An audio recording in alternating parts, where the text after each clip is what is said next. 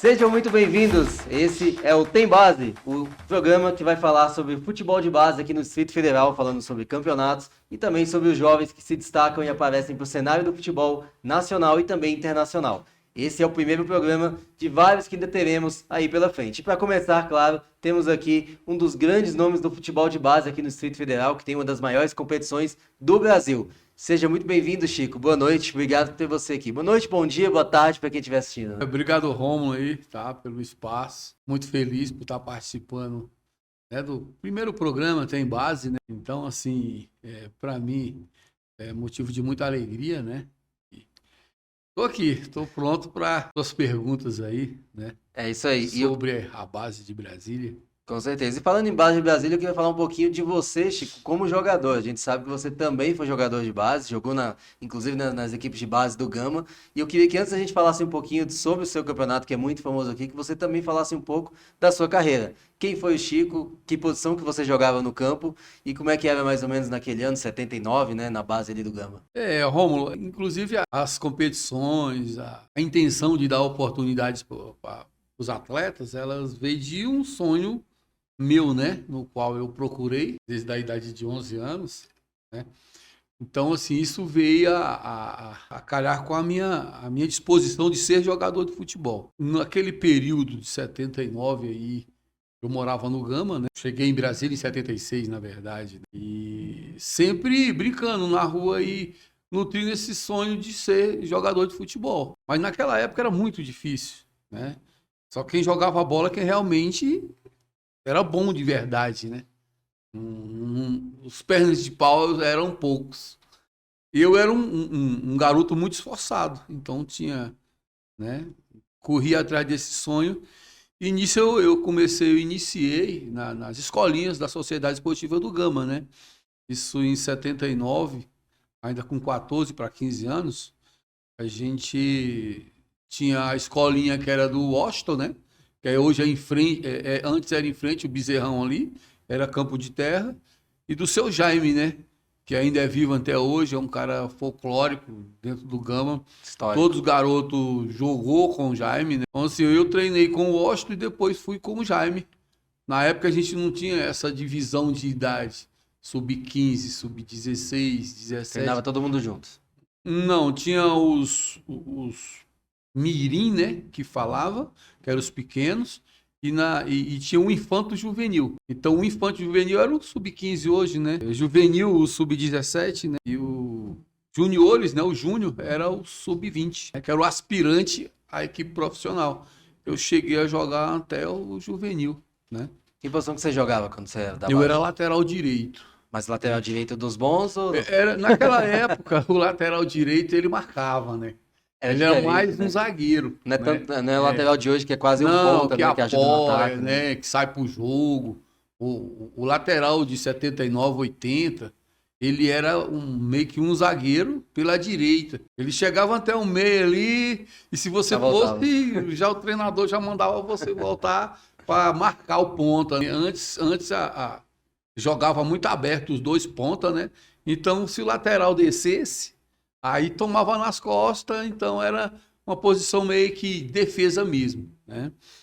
E quem, para os mais velhos, né? Sim. Não é o seu caso, mas como você é entendedor de futebol, os laterais era Perivaldo, do Botafogo, Edivaldo, do Fluminense, eu me espelhava muito, né? Então, assim, Rômulo, o sonho frustrado por dificuldade financeira, por ter que trabalhar cedo, falta de apoio para tudo, fez que quando eu estava saindo do juvenil eu tinha que trabalhar para poder até me sustentar, na verdade, né? Que eu saí de casa muito cedo, com 16 anos, eu já morava sozinho, né? Então, assim, aí teve essa ruptura do sonho, né? Mas isso ficou guardado dentro de mim. Até que eu, com 20 e poucos anos, ainda imaginava que um dia ia ser um jogador, né? Jogando um amador, Ceilândia, Gama. Então eu ainda nutria esse sonho de ser jogador de futebol. Daquela sua época que jogou com você, você lembra de alguém que... lembro. Assim, os garotos que jogou comigo, né? Teve o Zé Carlos, né? Que era até amigo de escola. Né? Não. Ele parou também com problema no joelho. Ele era irmão do Careca. É porque eu lembro de um Zé Carlos, mas acho que é de 78 ou 77, que ele chegou a fazer teste no Botafogo. Não, Não sei se é não o é mesmo. esse, não. Esse era irmão do Careca, que foi um grande centroavante no Gama. Os mais velhos lembram, Cara, né? é que eu conheço um pouco desse. O Careca jogou no Motoclube, jogou no Gama. O Gadiego, que era um zagueiro. O Dionilton, hoje é bombeiro, jogou junto conosco. O Pereira. Aí tinha o Bolinha. Esse pessoal, a grande maioria, eles se tornaram, alguns tornaram profissionais, mas sem clube de expressão, né? Alguns já jogam no Amador. Eu já nem aguenta mais jogar, é 60, né? Aí teve Aguenta, você tá inteiro aí, tá jogando bola aí todo dia. o Quito, que foi pro Guarani, depois voltou, foi jogar no Gama. O Fernandinho, que também era o talento do time. Hoje eu não sei aonde anda. Então, assim, Mas você ainda tem uma amizade com algumas pessoas daquela época? o Zé Carlos, sim, né? Por ele ser muito próximo, um dia desse a gente se encontrou. Ele é sargento do Corpo de Bombeiro. Lá no então, Gama mesmo? Taguatinga, ele mudou para Taguatinga. Taguatinga. Então, assim, pelo tempo, né? Alguns já, né? Deus já levou, né? Então, mas pelo tempo, mas assim, a gente ainda tem alguns, né? Que a gente. Era uma época assim que os nossos ídolos eram de Brasília, né? Sim. Era Contato, Roldão, Robertinho, Poca, Manuel Ferreira era o meu grande ídolo, que é meu amigo pessoal hoje. Então, assim, daí partiu, né? Esse sonho de ser jogador virou que meio que como eu não realizei o meu sonho, isso se tornou algo que eu quero ajudar hoje um garoto a virar jogador de futebol, a conseguir o sonho dele, até talvez para alimentar Com certeza. essa questão de eu não ter realizado o meu sonho, né? Então, assim, E aí eu lembro que, contando um pouquinho da sua história, para o pessoal conhecer também, você chegou a parar de jogar e acabou tendo que ir para o Japão, né? Foi um período que você passou 11 anos no Japão, não foi isso? sim, quando eu parei, né, eu fui pro Exército. No Exército, cheguei a jogar na seleção da PR, tinha os campeonatos militares, né? E na saída do Exército eu fui jogar o Amador, mais alguns 3, 4 anos, Taguatinga, Ceilândia, o entorno, eu joguei muito futebol no entorno, né? Pedregal, Valparaíso, né? Na época do Terrão, né? Época boa. Em 1993 eu fui para o Japão, né? Tive uma oportunidade de ir para lá A trabalho, né? a trabalho, porque a gente conseguiu um visto através da minha esposa, né? Os pais são japoneses. Aí a gente partiu em 93 para poder tentar ganhar dinheiro, né? E aí lá você chegou a jogar no futebol lá também? Você conseguia praticar o futebol? Porque a gente sabe que a evolução do futebol do Japão é muito grande hoje em dia, mas não era tanto assim no passado. Não é igual hoje, por exemplo. Mas ainda tinha os times lá, você conseguia jogar por lá? O que acontece?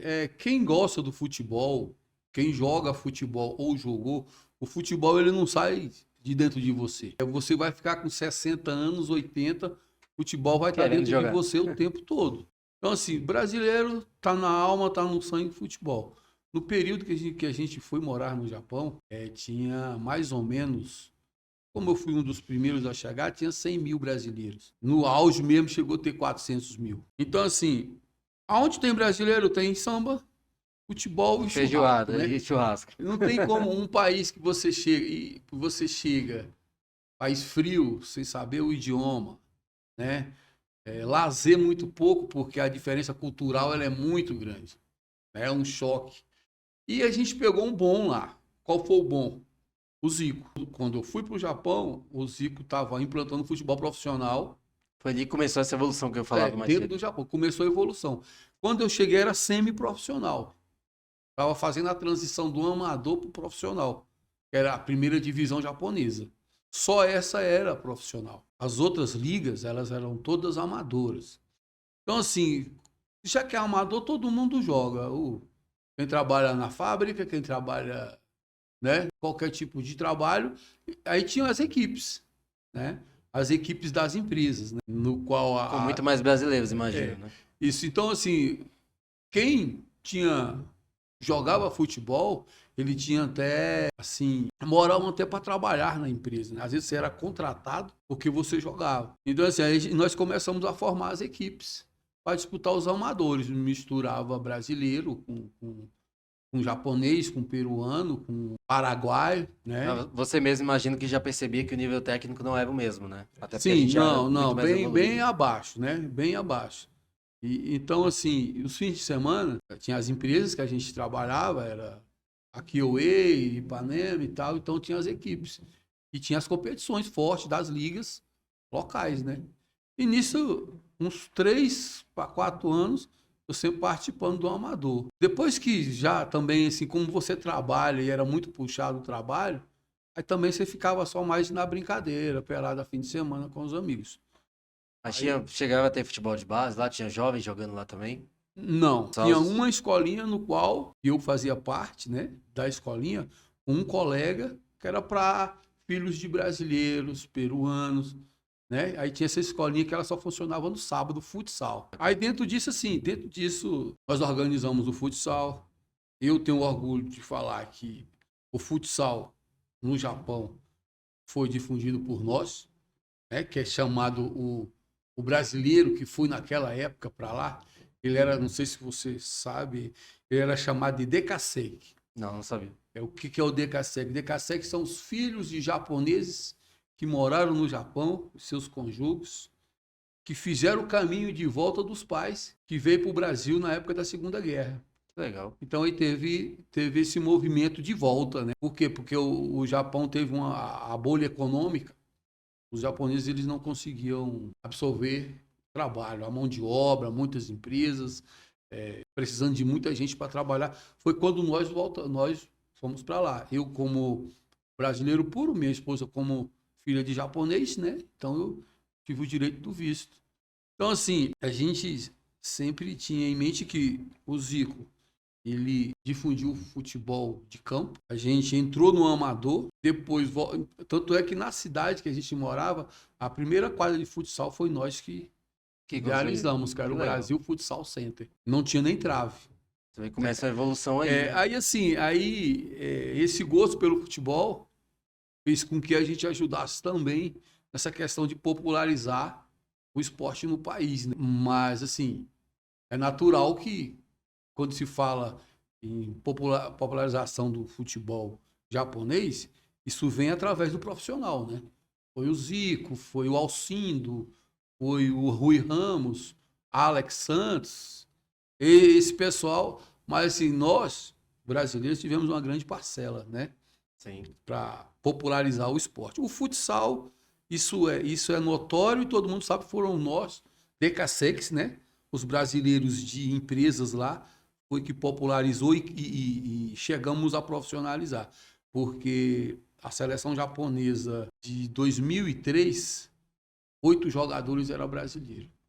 É um número muito alto, Se né? naturalizaram para jogar na seleção japonesa. Então, para você ver que o futebol ele nunca me deixou de lado, né? Eu sempre estamos nativa, né? juntos o tempo todo e para mim é algo que só me dá prazer, sabe? Acredito que hoje eu não consigo viver sem a base, sem os nossos trabalhos, sabe?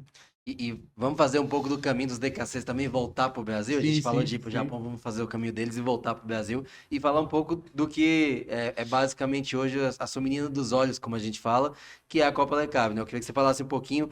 Na verdade, ela começou com outro nome, ela começou como Copa Record em 2009. Então, eu queria que você contasse um pouquinho para a gente sobre a Copa Record 2009, como que era a competição, se você teve apoio já naquela época e como que funcionava a competição naquele ano de 2009, como é que foi para formatar isso.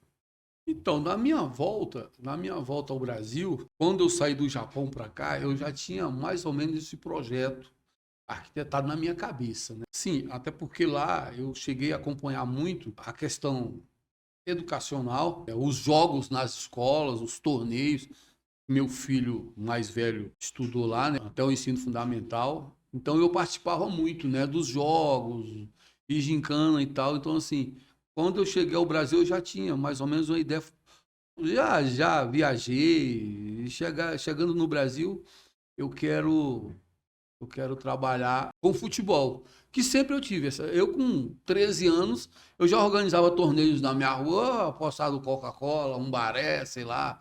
Então, assim, Sim. já estava no Questão de sangue final de isso aí. semana, né? As crianças. Isso. Quando as crianças ainda jogavam bola na rua, porque hoje quase não Hoje já não acontece dá mais, mais, né? né? O golzinho ali e tal. Então, aí já me despertou esse interesse. Só que eu não fui direto fazer competições, né? Eu me integrei a projetos sociais como coordenador, né?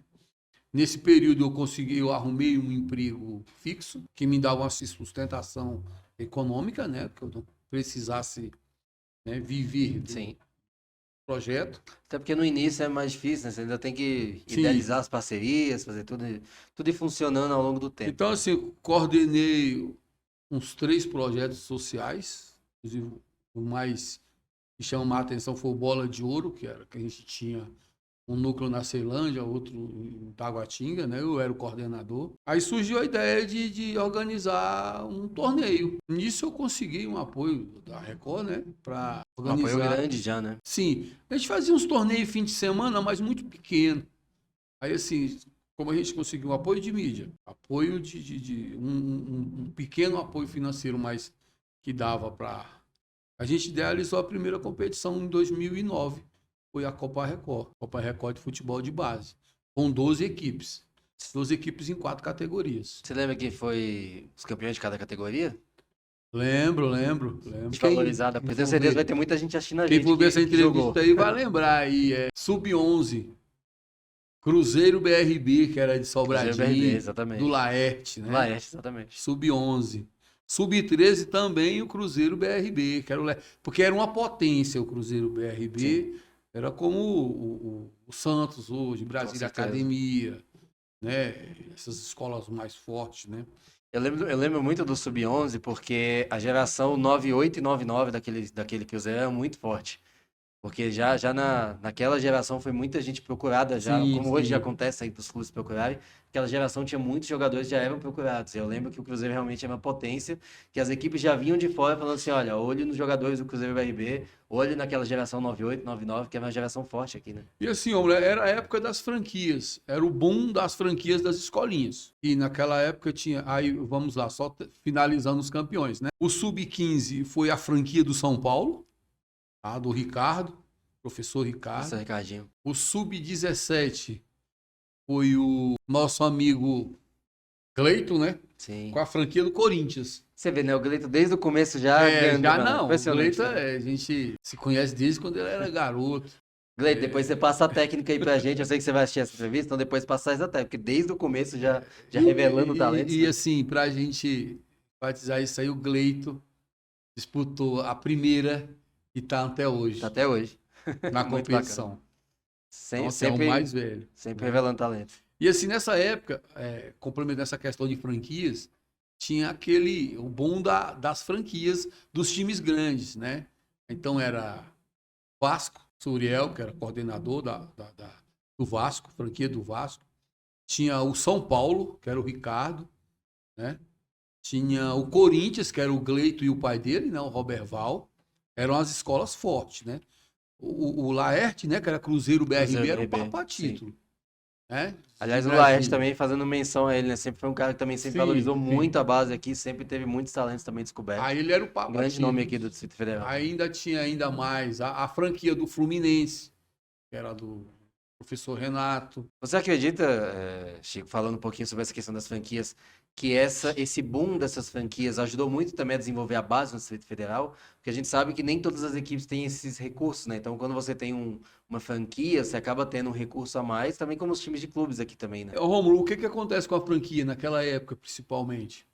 A franquia, ela conseguia trazer atletas, alunos. Era franquia de clubes, então, assim, às vezes o garoto era tricolor, colocar meu filho porque tricolor. E assim, e aquela esperança de ser chamado para a base do Cruzeiro, do Atlético, não, que nem pode ter, agora que abriram escolinha, né? Corinthians, né? Chute inicial. Chute inicial, inclusive em São Paulo ficou muito famoso. Né? Foi onde, inclusive, começou o Lucas, agora campeão da Copa do Brasil pelo São Paulo. Chute inicial era do árbitro Sérgio Carvalho, né? O filho dele, o Igor, joga no Brasiliense, né? Zagueiro. Zagueiro, sim. Então, assim, eu acredito que foi o início da base, foi as escolinhas. Agora, não é porque eu sou defensor, assim, eu sou defensor da base, das escolas de futebol, agora eu amo o projeto social.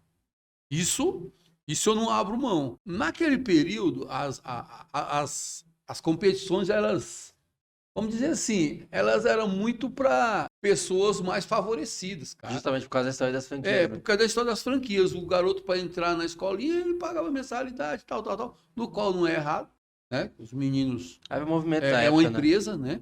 Agora, assim, qual foi a melhor? Na época tinha a Copa H, Copa Dente de Leite, tá? Meus amigos também até hoje, o Inclusive, Zinha, depois eu o quero seu falar, Rocha, quero fazer um aspa sobre isso depois. tá? Então, assim, eu vi que como que a base ia crescer mais? Por que que teve essa explosão de jogadores que saiu de Brasília? Porque eu consegui fazer essa mescla que eu sempre falo que eu não abro mão. Eu trouxe os projetos sociais para dentro das competições. Porque antigamente você não tinha um reviver na competição, você não tinha um Rogerinho social, você não tinha um bola do chão, um livro na mão. São projetos sociais. Por quê? Porque eles não tinham condições, os meninos não tinham condições de bancar a inscrição, questão de transporte, Aliás, arbitragem. É. Então isso era meio que elitizado, vamos falar assim, Sim. né? Entre aspas. Hoje mudou muito. né? Era só mais clubes sociais.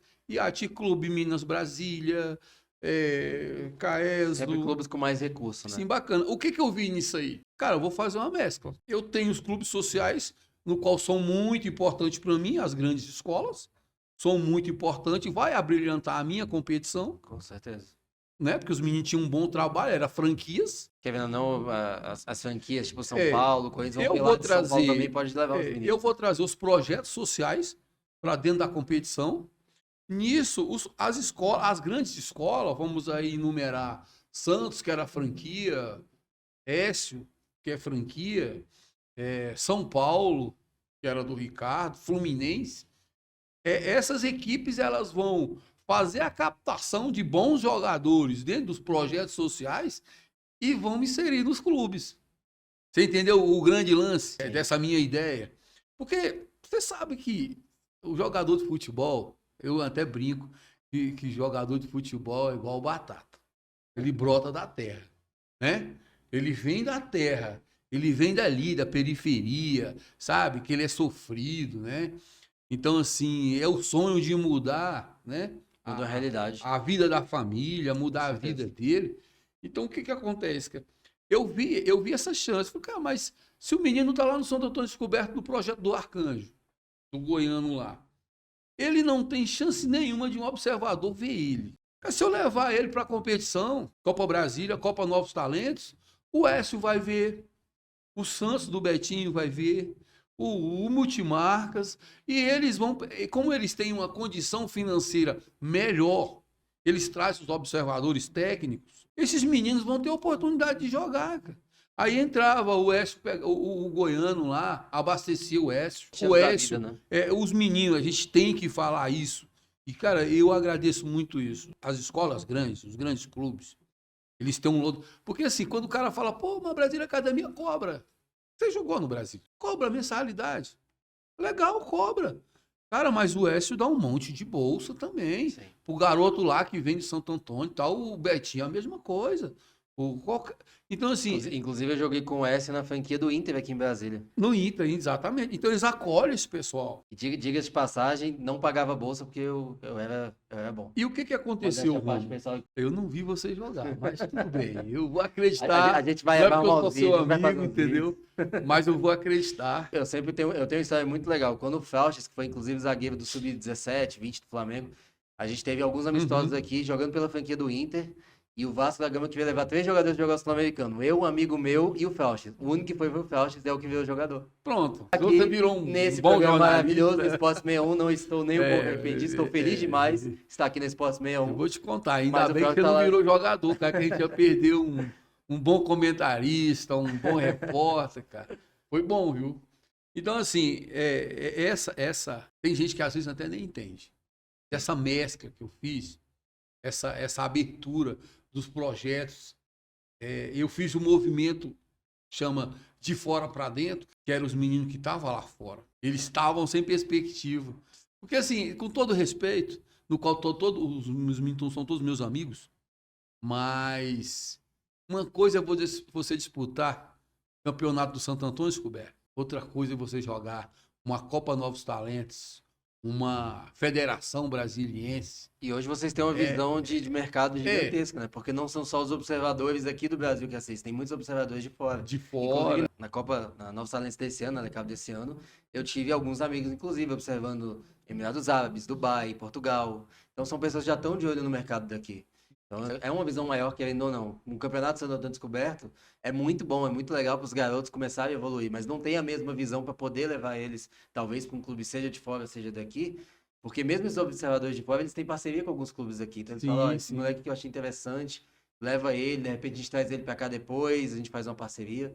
Então, querendo ou não, você ter uma competição tão importante como a DKB hoje tem essa diferença. Então, Rômulo, assim, eu ainda sou muito criticado por isso. É natural que as críticas são bem menos que os elogios, graças a Deus. Graças a Deus. Né? Elas são menos, mas elas existem.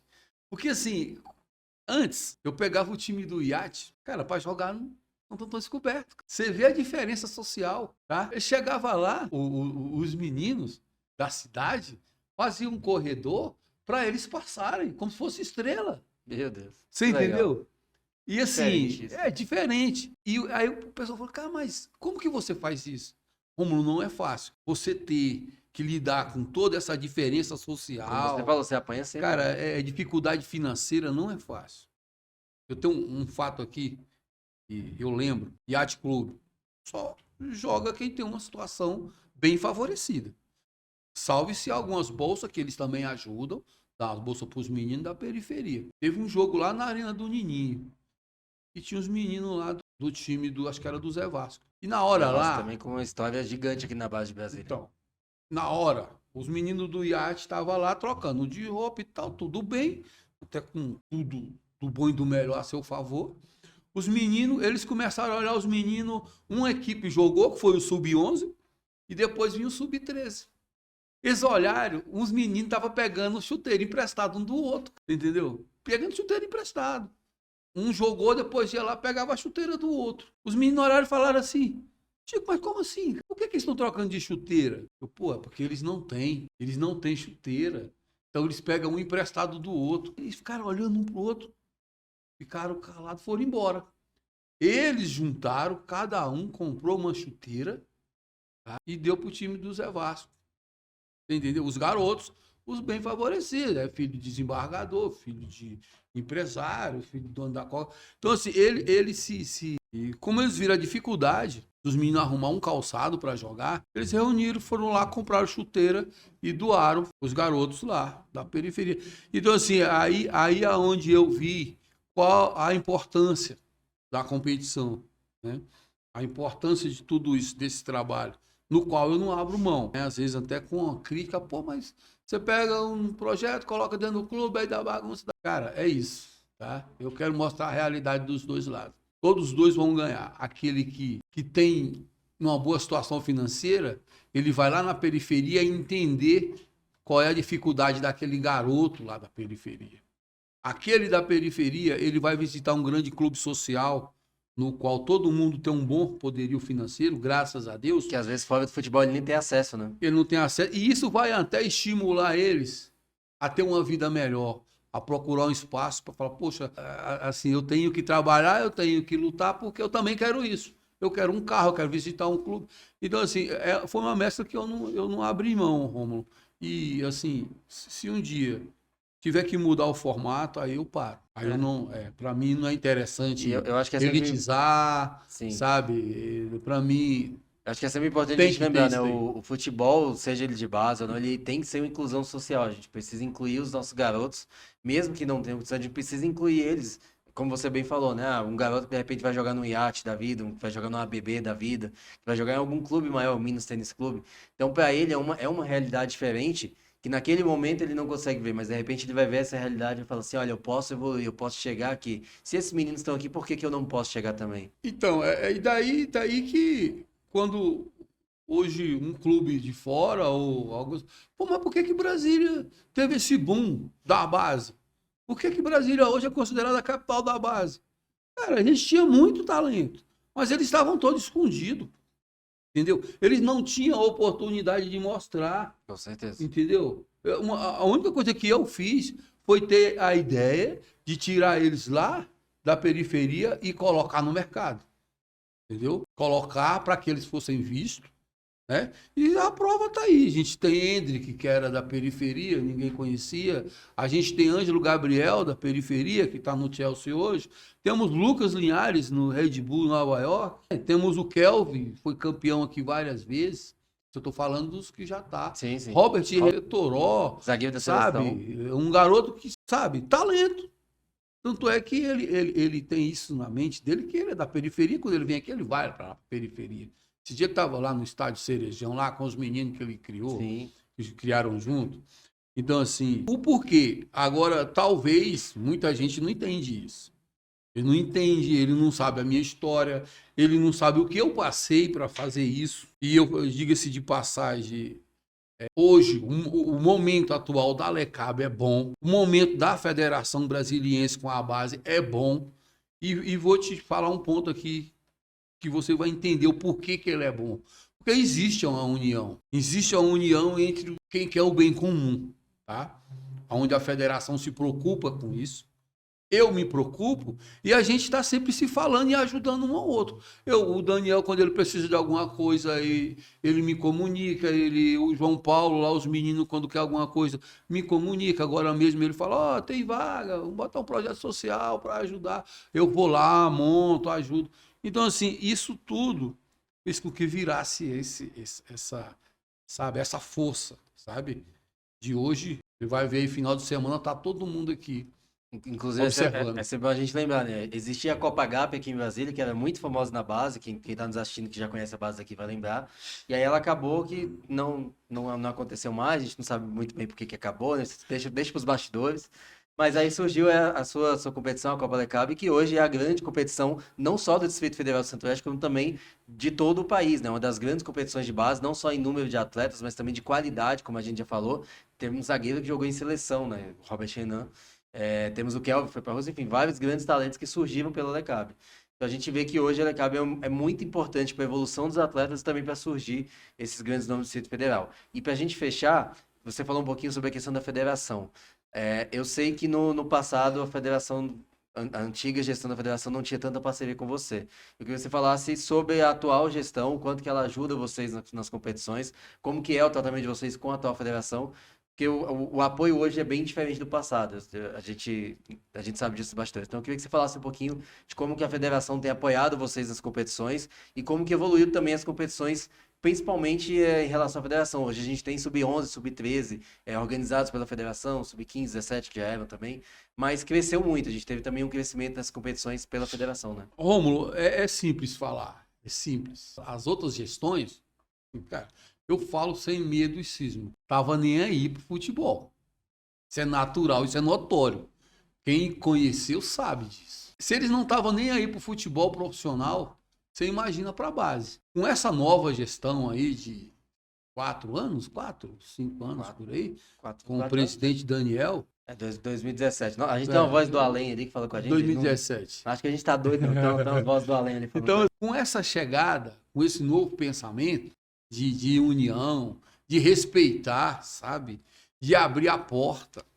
O Daniel, se eu ligo pro Daniel, ele me retorna. Se ele me liga, eu retorno. A gente tem um bom relacionamento. Aí eu falei, cara, mas o porquê não? A gente tem, porque uma coisa eu tenho em mente. Federação está aqui. Federação, ela detém todos os direitos do futebol no Distrito Federal. Eu tô aqui, eu sou a segunda pessoa, tá? A federação, ela tem o direito de nomear para a Copa São Paulo, campeão, vice, Copa do Brasil, outras competições. A Lecab, ela simplesmente, ela prepara para esses jogadores também jogar a federação. Aumentou. E nisso, o presidente atual, o Daniel, ele viu isso aí como assim, vou aumentar a base. Eu dei a ideia para ele do sub-11, sub-13, Eu fui para a reunião, ajudei, eles me ligavam. Chico, quanto tempo? É 25. Sabe? Assim, com todo prazer, com todo carinho, entendeu? Então, hoje, assim, quando ele precisa de colocar um clube a mais, ele me liga, entendeu? Então, eu faço questão dele ir nas minhas competições, entregar troféu. Então, assim, as portas da federação sempre estão abertas para mim. Eu trato o presidente da federação como uma pessoa mais importante para o futebol, porque é ele que determina todas as regras. E assim, por que não a Lecab também forte, com uma grande parceria, no qual um não pode ajudar o outro? A gente fica até meio assustado se um dia isso tudo acabar, Romo. Com certeza. Entendeu? Porque aí a gente vai voltar a estaca zero, eu vou ter mais dificuldade. Hoje eu tenho amigos dentro da federação. Agora mesmo eu liguei no coordenador da base lá para trocar informação, ele me liga. Chico, fulano e tal, o que você acha? É uma pessoa que pode inserir aqui, é do projeto social tal, entendeu? Então, assim, eu acho que aí também, a partir daí, foi que mudou, sabe? Mudou a gestão, presidente sério, cumpre com suas obrigações e a Alecab também não deixa a desejar quanto a isso. Muito bom. Chico, o papo tá maravilhoso, mas infelizmente nosso tempo está se esgotando. E eu queria deixar esse final aqui para você deixar uma palavra para quem está nos assistindo. A gente sabe que com toda certeza seus meninos, como a gente pode falar, vão estar assistindo. Queria que você falasse um pouquinho nessas palavras finais. Primeiramente, também agradecer, dizer que estou honrado da sua presença ser a nossa primeira aqui de muitas que virão. Mas com toda certeza você tinha que ser o primeiro por todo o trabalho que você tem com a base aqui em Brasília, todas as grandes competições que você organiza. Deixar espaço, o espaço é seu para você dessas palavras finais. Romulo, a gente que agradece, cara, assim, eu tenho vocês como um amigo, como um apoiador, sabe? E isso é algo que me deixa feliz, porque quando você tem um trabalho desse, que ele é duro, é difícil, né? E vocês abrem as portas. Não é uma crítica, mas às vezes até outros veículos de comunicação, no qual fecha os olhos para nós. E vocês sempre com aquele carinho, divulgando, ajudando, sabe? Isso nos deixa feliz. E assim, para o pessoal de casa que vai acompanhar, que está acompanhando, a gente fala assim, a Alecab, cara, a Alecab ela só tem as boas intenções. A Alecab, ela não trata ninguém como inimigo, sempre como amigo, boa relação com todo mundo, só pensa em ajudar. É natural que tem hora que você não tem como se agradar a todo mundo. Mas o nosso objetivo, cara, é cuidar de vidas, é gerar oportunidades, né? Então, a mensagem que eu tenho que deixar para todos é o seguinte: se não der certo, às vezes o Chico fracassa em alguma coisa, cara, você pode ter certeza. A intenção do Chico sempre foi acertar. Mas é natural que não são todos que a gente vai acertar na vida, vai errar. Mas, e outra, o Chico não tem medo de errar, entendeu? Porque é errando que você aprende, você tira experiência. Então, cara, eu só tenho a agradecer aí pelo espaço, tá? E desejo sucesso no programa de vocês. Precisar da gente lá, a gente está à disposição. Um abraço para o pessoal aí, do idealizador, né, do programa, o Alan Guilherme, Antônio Lacerda, As grandes cabeças por trás do projeto, literalmente. E eu fico feliz com isso, porque vocês é igual a Alecab, é igual o Chico. Você está sempre dando um tiro, né? Para ver se uma hora acerta também. E eu tenho certeza que o Esporte 61, ele veio para ficar e foi algo que vocês, talvez daqui a uns anos a gente vai lembrar disso, né? E, vocês fizeram a escolha certa. E a ideia justamente do Tem Base, né, que é o nosso programa de base, é porque a gente não tem um programa aqui focado na base no Distrito Federal. Então nós temos grandes pessoas que ao longo dos próximos programas vocês vão conhecer. Sim. Temos convidados muito, muito especiais que vão participar com a gente, justamente para a gente poder falar desse futebol de base, que a gente sempre fala muito do campeonato sub-11, sub-13, 15, 17, 20, o feminino também, que a gente vai falar, mas a gente nunca fala quem está por trás de um profissional que é tão importante às vezes. Então a gente vai ter... Finalizando, né?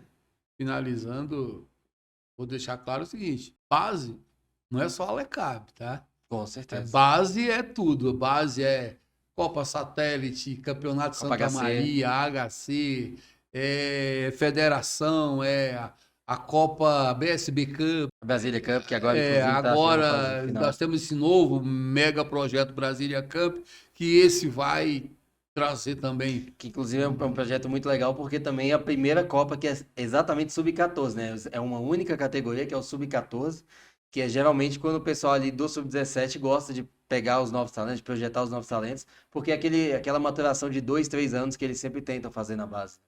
E com novo formato, né? Novas ideias, E com observadores técnicos de todo o país, né? objetivo de ser uma Copa gigante, tudo isso e trazer sempre o que é de melhor para nós, né?